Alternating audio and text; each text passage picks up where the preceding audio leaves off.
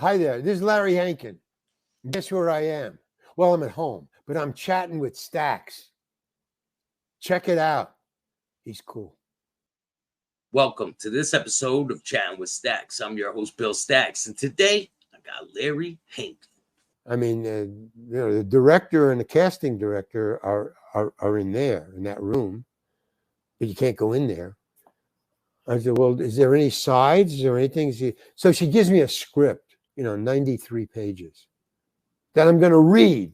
I don't even know which part, but I'm supposed to read this entire thing, pick out a part that I want. So already I want to go home. I mean, that was my adjustment, man. I mean, these jobs you get. This is what I was thinking. I remember this, man. These auditions are getting stupider and stupider.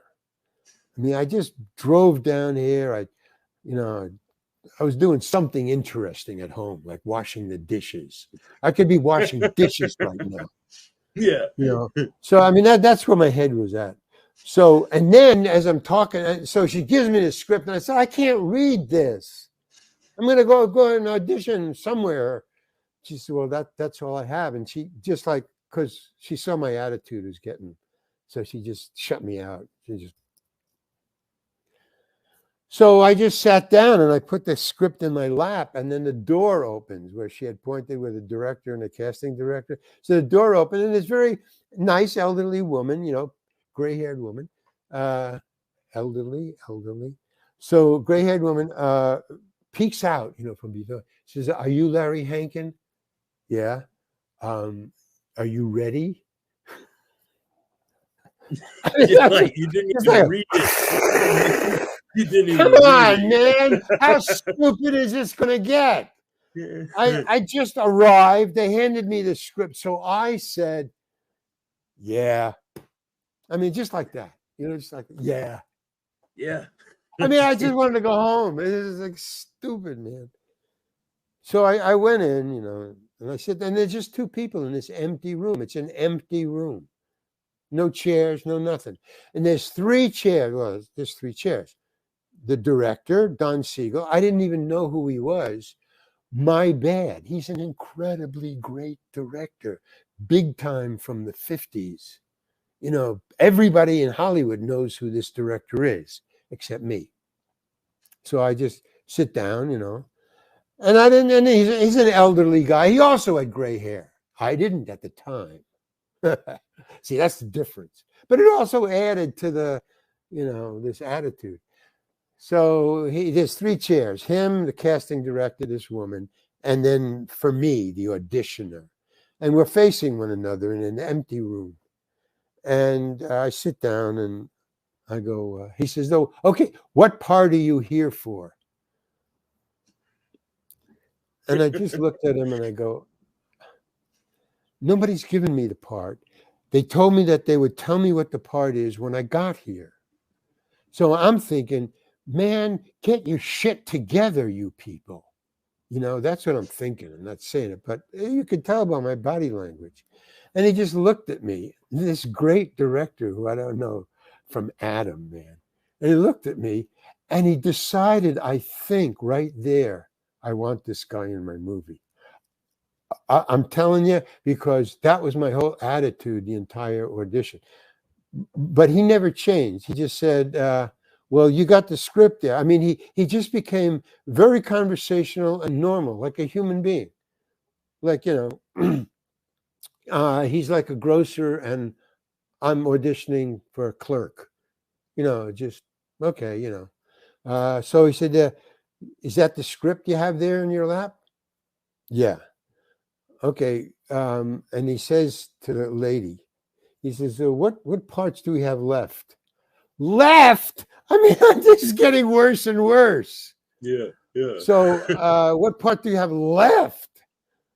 Let's see. She says, well, the cop, one of the cops in the prison, and Charley Butts. He says, that's it? She says, yeah. He says, which do you want to do? He says to me. And I go, I don't know I didn't read the script. I just got the script outside here. I don't know who those people are. I don't know what's going on. I told him that. So I don't know what's going on. See, I'm totally human now, and he's totally like a really great actor. He's just matching me. That's all. He's just feeding off my whatever, my output. And he's going, well, I'll tell you what. Would you like? Which one do you want to do? So I said, I don't know. He said, okay, calm down. It's one of the greatest auditions I've ever done. But it was true. It was all natural. I just was confused. He said, he turned to me, he said, okay, well, do you think you can, how about the cop? Well, what do you call it? The prison guard. That's what it was. He said, what, you want to, how about the prison guard? So I said, okay. And she says, no, that's already been filled this morning. We just filled that one. I'm sorry. That's been filled. And I don't, he has to beat up, that's the cop that beats up Clint Eastwood. There's a scene in the movie where he's in solitary and a cop comes in and beats him up because he can't be, unprotected. So this is what they're talking about. I later found out. So he says, that's the cop that beats up Clint. So he turns to me and he says, do you think you can beat up Clint Eastwood? And I go, I just like knocked off my aim. I don't know what. I go, no, I don't think so. And he goes, yeah, I don't think so either. Yeah, all right, forget that. What about Charley Butts? Yeah, this is beautiful. So he goes, what about Charley Butts? He said, that's still open. I said, okay, what about Charley Butts? I said, I don't know who Charley Butts is. I'm really losing my patience. He said, all right, calm down. Now, any other, if I did that, they would say, get out of here. What but he's sticking with me. Yeah. And this is blowing my mind because I'm realizing this guy is sticking with me. I think the attitude is probably what got you the role. Yeah. No, it was totally human. It was totally real. In other words, I wasn't acting, pretending, or being nervous or anything. I was just being Larry. So he goes, all right, I'll tell you what. Let's read a scene for Charley Butts. How about that? I said, okay. So he says, all right, turn to page 98. Or not 98. I think it was 98, actually. Maybe it was 103 pages. I don't know. But he says, turn to page 73. So I said, okay. So I turned to page 73. It's a Charley Butts scene. Now, he's got his own script. He turns to... Now, before he starts, he goes, okay, we're just going to read that page, just one page. I'll read with you. Is that okay? Yeah, that's fine. That's fine. Okay. And now you want to go outside and rehearse a little, look it over. No, let's just do this. Because I wanted to get out of there. I want to go home. Yeah. So I said, no, let's just do this. So he said, okay, fine. Okay. And his first line. So he goes, blah, blah, blah. And I go, blah, blah. So now I'm just reading it. I mean, there's no acting involved. I don't know who Charley Butts is or what the relationship is. I don't know anything. It's one page. So I just read it, just like reading it. Blah, blah, blah, blah, blah, blah, blah, blah, blah, blah, blah, blah. Okay. Says, okay, you got the job. And I just sat there, like stunned, literally, because I know for a fact I've done enough audition. They never tell you in the audition. Never. Because it affects the negotiations for money. Other people too, they don't want. In other words, they say, well, you got the job. Now they've made it hard for their negotiating guy because they want this guy. So now he has to up, So I knew they didn't tell him. So I just sat there and stared at him like, I dare you to continue this audition and whatever bullshit you're going to hand me next. Because I thought he was punking me. That's what I thought. You got it. So I just sat there. And then he says, you don't believe me, do you? And I go, no, I don't. just like that. And he goes, okay, I'll tell you what. Go home, sit by the phone, and see what happens. Now get out of here. And that was the end of the audition. And that's what he said. And that's what he did. And I got out of there and I'm cursing all the way home. That fucking guy just punked me out. And who the fuck? And I'm going to hand it to my agent, you know. You're Saying, thinking it's all bullshit, right? Yeah. I'm saying, you know, why did you do that to me? And why did you do that? They do that to you, you know. I mean, so I finally get home and I go, okay. And I opened the door and I sat there for 5 minutes. I did. I got it and I just sat down and I just stared at the fucking phone for about 5 minutes because I said, this is not going to happen. And it rings and it's my agent. My agent says, hey, congratulations, you got the job. Okay, now cut to, then there's a whole, I was on the movie for 3 months. It was a great experience. It's a whole other book in itself. Cut to the movie is coming out. Now, it was a big hit, obviously. Okay. But the movie is coming out. We don't know how it's going to do. So the night before or maybe a week before, it opens wide. It opens wide. Premiere. The premiere. Mm-hmm. They have a cast and crew screening. And this is a very formal thing, and it's done for everybody, for all movies. And they rent the theater, and it's really nice. It's not shabby. It's not shoddy. And they have just for the cast and crew and their guests, and they show the movie, you know, the final print. So I go in, and I'm very proud, and I've been through a great time and great things. So I'm all pumped. But it's Charley Butts. It's a small role. I mean, there's no getting around that.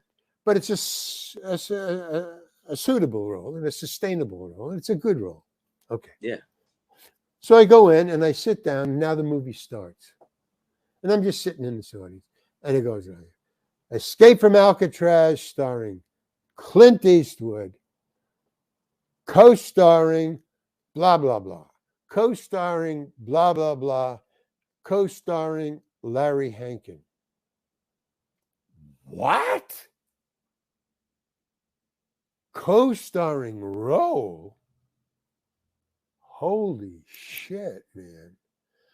But yeah. And the reason I think I got the co-starring role was because of my attitude in the movie. I was so blown away and awestruck that I even got in the movie, but that I was doing all my scenes with Clint Eastwood and other great actors, you know. Anyway,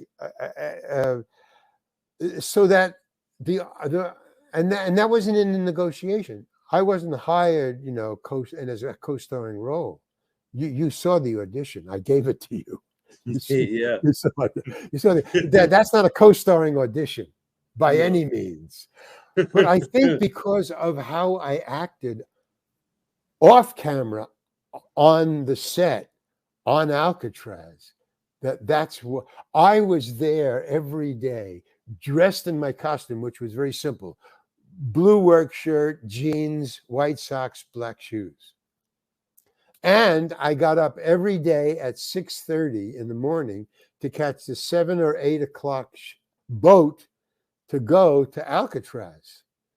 Because they shot it in the real prison.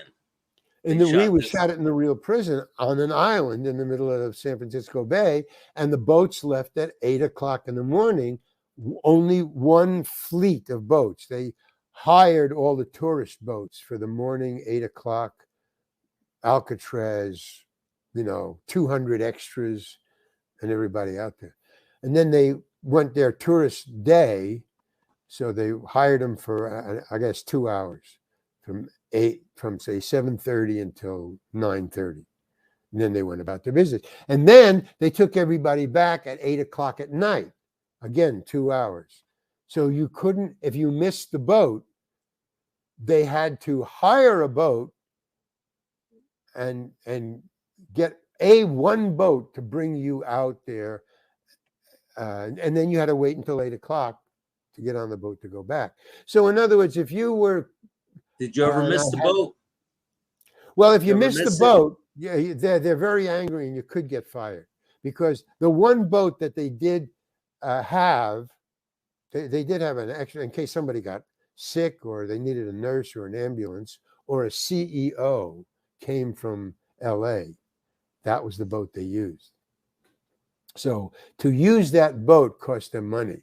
If it was for me, that's like an extra. That's like an extra charge. So it was very bad to miss the boat in the morning because they had to send a boat. But if you had a shoot at 10:30 in the morning, then you had to get the 8 o'clock boat, shoot at 10:30, and then wait the entire day on the island until 8 o'clock at night to go back. So it was a kind of a drag.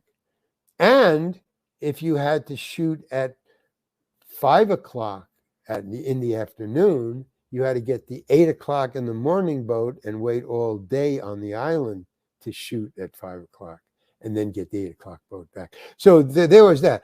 But every day I would just get on that 8 o'clock boat in costume with all the other extras and everybody else.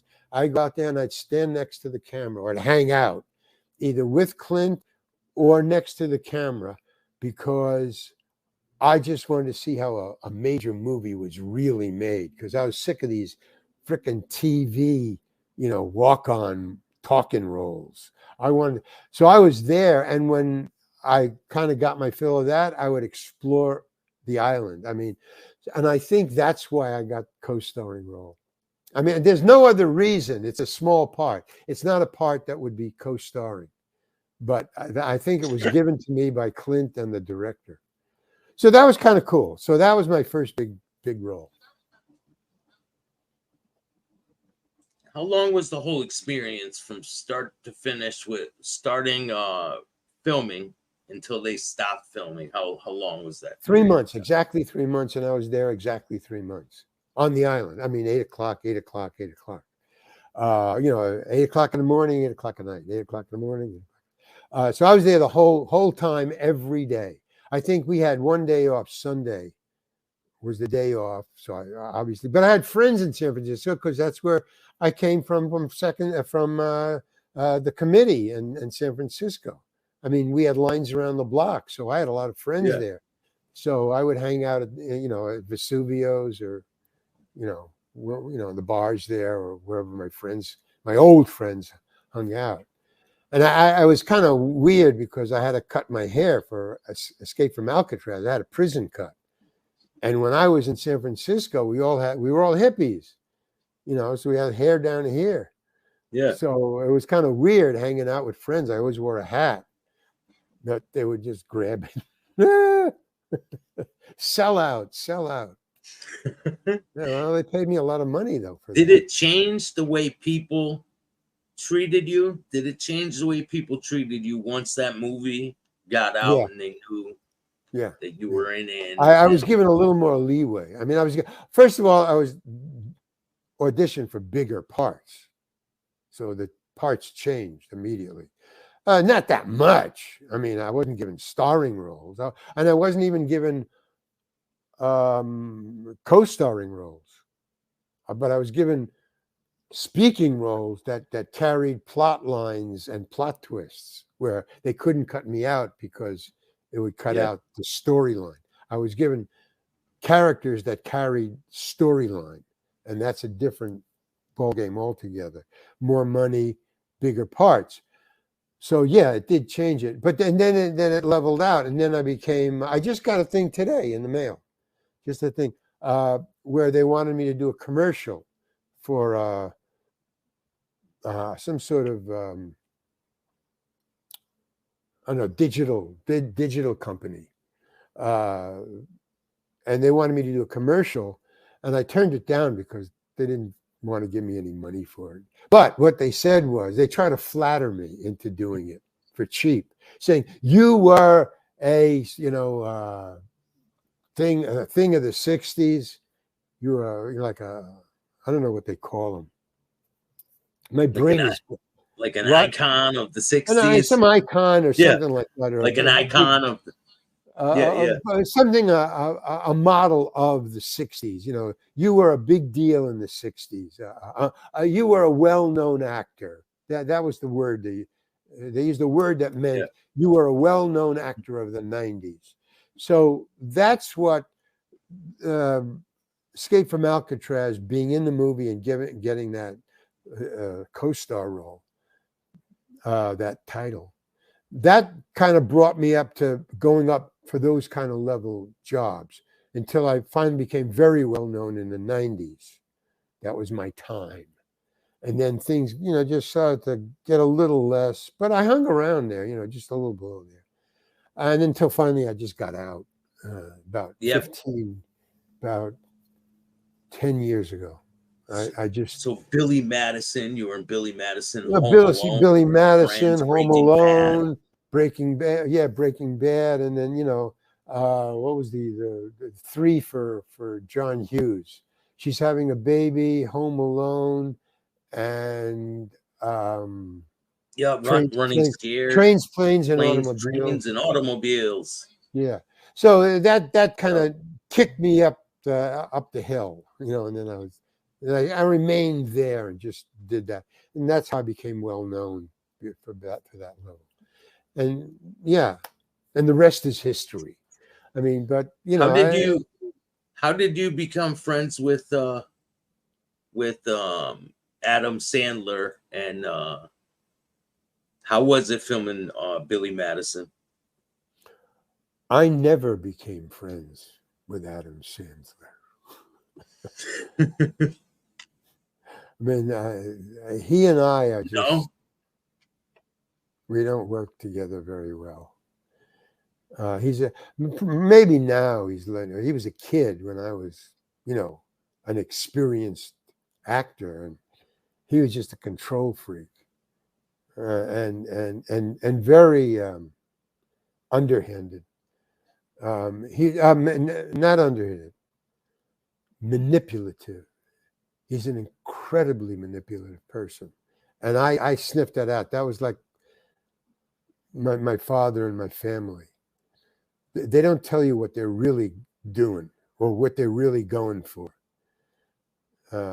Total opposite of like the director of Escape from Alcatraz, who just goes to where you're at and talks to you. He's very manipulative. I don't trust him at all. Adam. I respect his financial dealings in Hollywood, but he's far outfoxed by Hart. What's his first name? I don't know. Is his first name the stand-up comedian Hart? Kevin Hart. Yeah, he's been outshone by Kevin Hart. Kevin Hart but he used to be as powerful. Adam Sandler, about 10 years ago, maybe even now, maybe 5 years ago, he was as powerful as Kevin Hart is, but behind the scenes, but so manipulative. And he just jerked me around. I have nothing. I'm out of the business now. I have nothing good to say about Adam. So what about Home Alone? When you filmed Home Alone, how was that? Well, that was, I mean, you're working with great people. Home Alone, Roberts Blossom. I didn't work in Home Alone. Pesci was in that, right? And well, see, in Home Alone, I didn't work with anybody. I worked alone. I was a cop on the phone. I went in for a day. Yeah. There's a part in the book, in this book, that guy. This is about all the stuff that I talked about. I go into depth in here. It's pretty funny, and it's pretty interesting. But in Home Alone, I just went in for one day, And the story of that one day would take me 20 minutes to tell the story. It's really funny and interesting. I do it in nightclubs. So you have the whole story in your book. The whole story's in your book. Of everything that I just told you. Each part that I told you. Yeah. Greenwich Village, college, Carl, Second City, the committee. They're all chapters in the book. You're gonna need a part two. You're gonna need a part two, man. No, it's too hard. I got it all out. It ends in 2015. It goes from my childhood to 2015. Each is a chapter. Some are small, some are only 2 pages, but some are like 10, 15, 20 pages. It's just, but Home Alone is a very unique one. I chose that. They wanted me to, The Crow, which is one of these small nightclubs, coffee houses, where you can go up and do your 3 minutes. And they gave me 10 minutes. They said, hey, why don't you do a story from your book? Tell one of the stories from your book. So last week I did it. I told the Home Alone story. I took the Home Alone chapter, and I told it, and it killed, man. It was really great. It was very funny. Because when I read it, I wrote it, so it's not funny to me at all. It's just I'm correcting mistakes or saying I shoulda. But when but when you tell it to an audience, there's none of that. You get this feedback immediate. So you're just going along. So I did it, and it worked really well. But that one story took me, and they gave me 10 minutes. So I say, put me on last, because I don't know how long it'll go. It took me 10 minutes to read. But if people are laughing, it gets longer. You just got to wait. So and somebody filmed it, and it was 20 minutes. So it's a 10-minute read. So it's about 10, 12 pages long. But it's 20 minutes with the laughs. With the laughs in between, right? Yeah. So I mean, the book is really good. But I've done that. But I'm writing a second book, and this one is called a memoir. It's a memory of all the things I did. So the second one, all the things I did, that's true. It's a true book. But the second book is a fake memoir. I made up a person. Memoir. A fake memoir. Yeah, there's none out there. It's never been done. So I'm going to see what happens. I've never heard of that before. Yeah, so basically I made up a person and did his memoir. I like an actor, and then I assumed his role, and then I started to type what he remembered. Not what I remembered, but what he remembers. And it came out great, man. It's just so in and out. It's not like, really what it is, it's like how my mind thinks is how it is. It's the inside of my head, because I go from here to there. I'm dyslexic. So, and I'm focus, not focus deprived, but there's something wrong with my focus. I can't focus for too long. That's why I liked the small roles. The great thing about it was I didn't have to memorize much. I can memorize larger roles. It just takes me a longer time, and I have to work at it. But I mean, there's a lot of actors. You wouldn't know it, but there's a lot of actors who are dyslexic. So the one guy from what about Mr. Henkels? Mr. Heckles played Mr. Heckles in Friends, right? Yeah. See, that was a great role, because it was very little that I had to memorize, but he registered with people. I'm famous for that. That's my most well-known role is Mr. Heckles. The second one is Old Joe from Breaking Bad. So the 80s and the 90s is real. you know, I got my chops. And then 80s, 90s, and then 2000. 80 to Yeah, 90, because the 90 Breaking to Bad, that 2000, really 2010. Yeah. it kind of So yeah, puts I you had a into pretty good the run. new So that's like millennium, right? from 80 from the 80s to 2010. So that's 10, 20, 30 years. That's pretty good. That's pretty good Well, run. 79, the Alcatraz was 79, so you got Oh, wait a minute. a Well, little bit no, of but 70. I kind of took a dive. Yeah, it was 70. Alcatraz was 79. I thought it was like 70. Yeah. Oh, no, So that's it's when like, yeah, you're right. You're right. 79. Yeah, so 79 to 210. So 80 to 90, 90 to 2000 to that 30 years where I was well known. I mean, people knew me on they still do, but that was when I was hot. yeah, you are well known. People, you have a really recognizable Well, your face and appearance. characters. Yeah, you know, it just I don't know what it is. It's partly me. I have this theory. I mean, it's made up. I know it's made up. I mean, really, what it is, it's muscle memory is one thing I have that's good.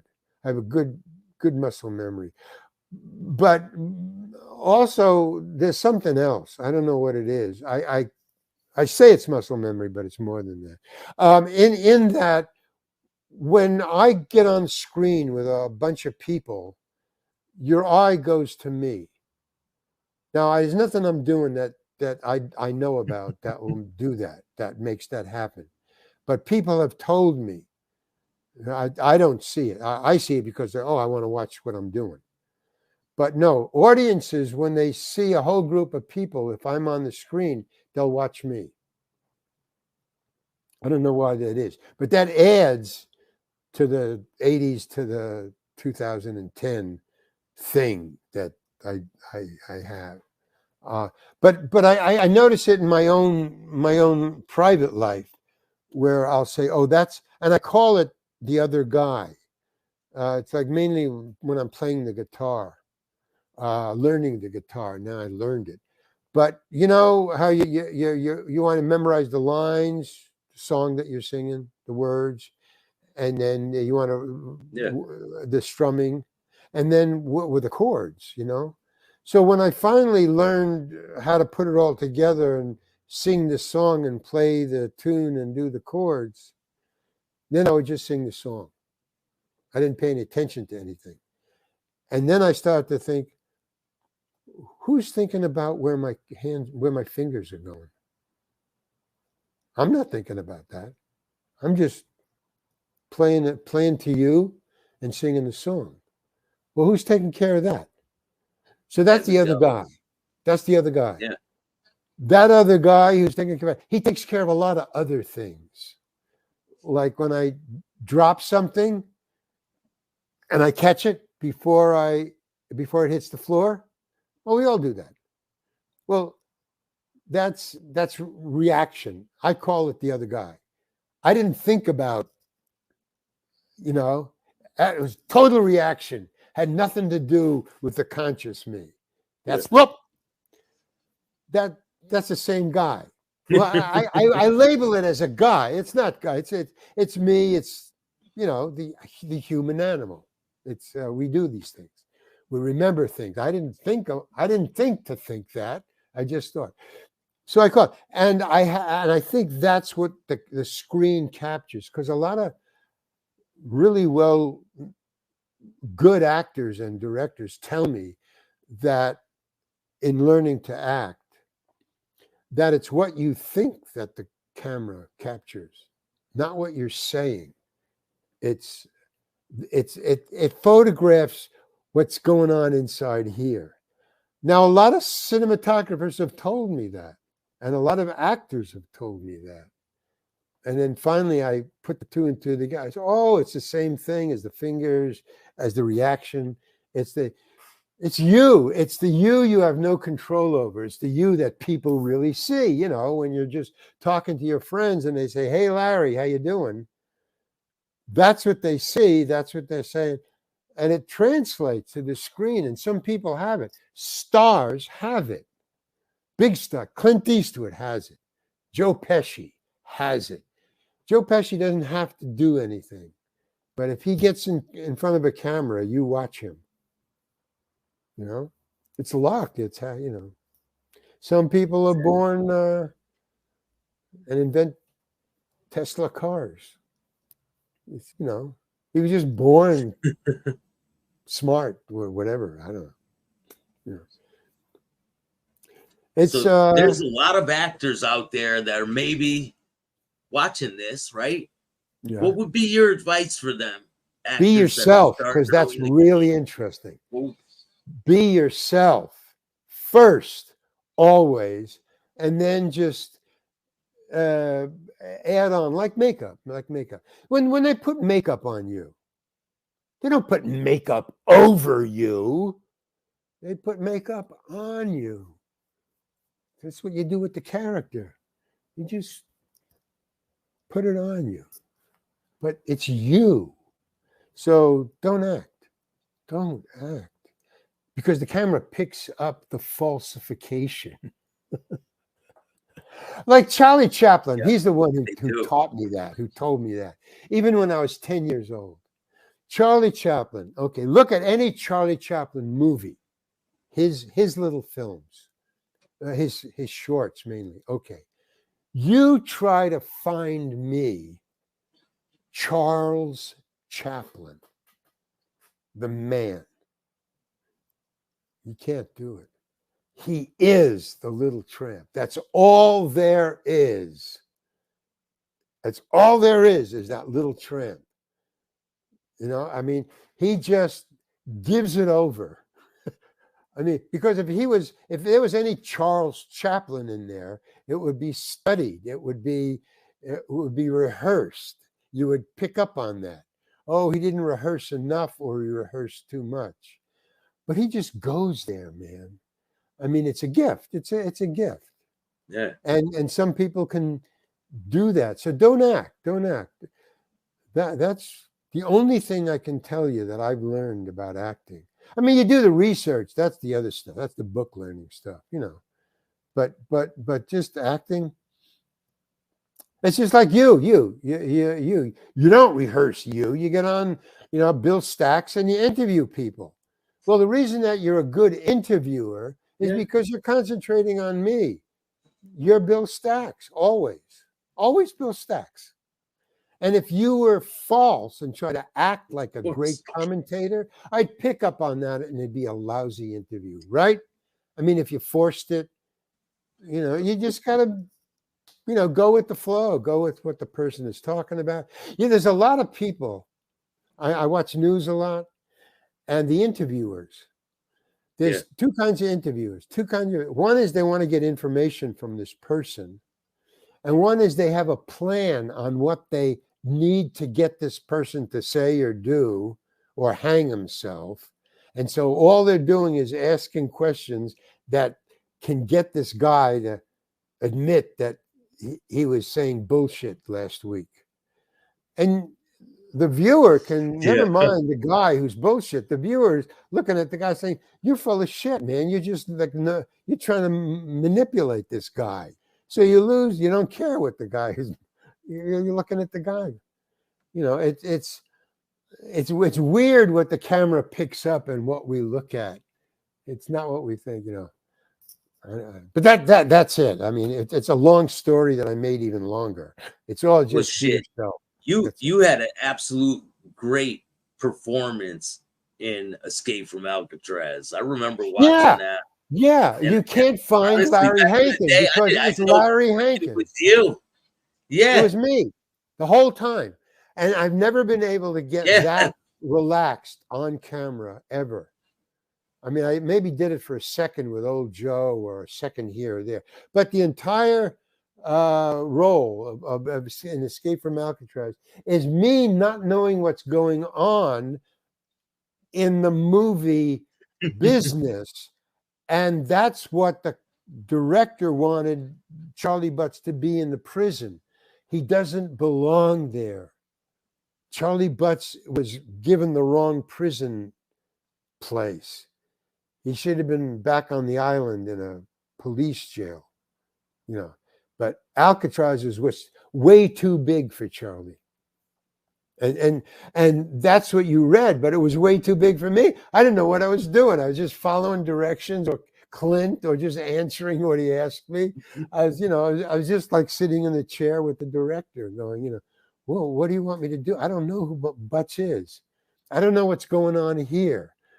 I don't know why I'm in prison. They put me in the wrong prison. I don't know. Yeah, yeah. So did they use Al Capone's cell when they were doing the movie? That's a really interesting question. Not many people ask it. Once in a while I get it. But on the set, on the island, making that movie, that was one of the big deals. Okay, we called the guides who take regular tourists when they're not making a movie or anything. They take tourists through the Alcatraz, through the prison, on tours that they pay for. And these guys and girls are dressed in uniform, smoky uniforms, right? With the smoky hats and the, forest green uniforms.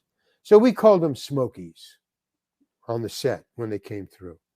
Now, one of the rules was, because Alcatraz is now a national monument, so we were filming on a national monument that has rules for the government, never mind California. And one of the rules is that it's a national monument and you can't fuck it up. You can't mark on it. You can't change anything. And the tourists are first and foremost. It's set up as a tourist monument. So we had to listen to that. We had to be guided by that. So in other words, one of the things, patented things was, if we were shooting in a place where a Smoky took a guided tour through, it didn't matter where in the scene we were. We had to stop and let the tourists go through. And that was okay. That was okay. So the jail cell in particular, everybody, when they heard that Clint Eastwood was making a movie on Escape from Alcatraz, on Alcatraz, they started to come over to watch the movie being made, not to take a tour of the Alcatraz. So when they came over and they went on the tour, what all the tourists asked for was, where is Clint Eastwood's cell? The Smokies, all of them, just went through the roof, man. They got really angry. They started to complain. They didn't like it because nobody asked where Al Capone's cell was anymore. They just wanted to know where Clint Eastwood's cell was, and Clint Eastwood never was on the island and had nothing to do with Alcatraz. So the Smokies had to interrupt their spiel and interrupt their tour while waiting for us. Sometimes they would wait for us to finish the scene before forcing their way through. But now, with the Clint Eastwood cell, they started to force their way in, or they would take the tours around, break the tour guide, and go around and aim for where we were shooting. They would just take the tour to where we were shooting and make us stop. And so, in a way, mess it up. Try to mess things up. They were fucking with us. No, they wanted that to stop. About the tourists asking where Clint Eastwood's. They said, this is a national monument, and people are coming in and asking where some stupid actor made a movie. I mean, it was just fucking ruining their entire reason for being. So they would start to interrupt wherever we were. They would take a tourist guide through. And he said, all right, stop filming. And we have to just stand back and let them pass through. And of course, they would take them through really slow, you know. And of course, the tourists would want autographs. What could you have? They would pass by. And Clint would just walk away. He would just disappear. So then, so it would, you know, eat up time. And we were going to be there 3 months and, you know, blah, blah, blah. So, yeah, that was a bone of contention, was where is Al Capone's cell? We didn't talk about that because the tourists were just bugging the crap out of us, man. See, I say us. See how I talk now? Us. See, I just Yeah, it was yeah. You were part of the crew, man. I was part of the crew, man. You're the co-star. Well, I mean, no, but when they started to interrupt, even when I was there and I didn't know about that because we were just shooting the movie. No, I was insulted just like, you know, Clint was and the other actors were and all the extras were. No, we were, hey man, we're making a movie here. You know, this is important stuff. You want to know where Clint Eastwood's cell is? Yeah. Oh man. Did you ever go into Capone's cell? Did you ever go check it out? I don't know where it is. I never asked. It never entered my mind. I mean, I don't believe in that stuff. I don't believe in that's like a fan. If you want to sit or see, he's not there. It's fucking cement and bars. I don't get it. What? I know a lot of people will travel there just to see that. Yes, I know. I listen, I'm in the world of fans. Fans want my autograph. Why? It's not me. I don't get it. I mean, I understand. Yeah, there you go. Yeah, I understand. But that first of all, that's not my signature. That's not me. That's not my signature. Is that yours? Oh, that was in your signature? That's not mine. It's Larry Hankin. Larry Hankin, Charley Butts. Whose is that? Whose picture is that? Yeah, Where'd you get that? Where'd you get that picture? I don't know. Okay, I mean, I don't care. Google? Oh, maybe you got it off the internet. No, I got it. I don't care. I don't care. If it's yours, I'm fine. I'm not gonna. But I don't understand it. I wish I had a picture like that. No, I mean, I don't understand it. I do it. I sign them. I go to these, these arena shows, Comic-Con, and I sign my thing. And I have a special because that was the first thing that people told me.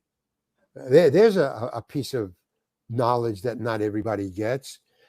Change your autograph because people will use it to sign checks. That's forgery. Do not sign your real autograph or people will steal it.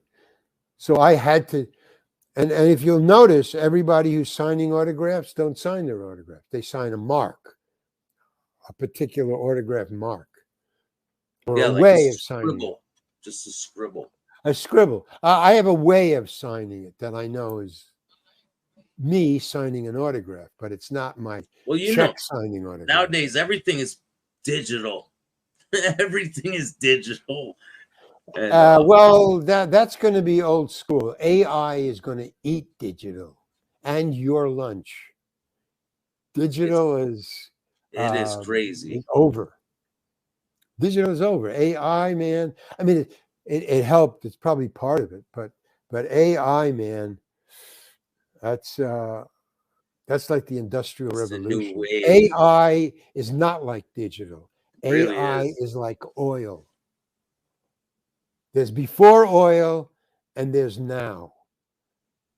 And then there was, kind of before digital, but AI is like before oil.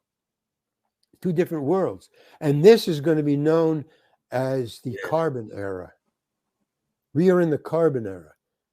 Very short life span left, as is Homo sapiens. But it's the carbon era that did us in, and we did it. We're the first species that extincted ourselves. I'll drink to that. Man, I know. Okay. Perfection. Right, man. My middle name. If you guys like this interview, make sure you hit the like, subscribe, and notification bell so you can get my videos every time they drop. And make sure you go buy his book. The link will be in the description of this video.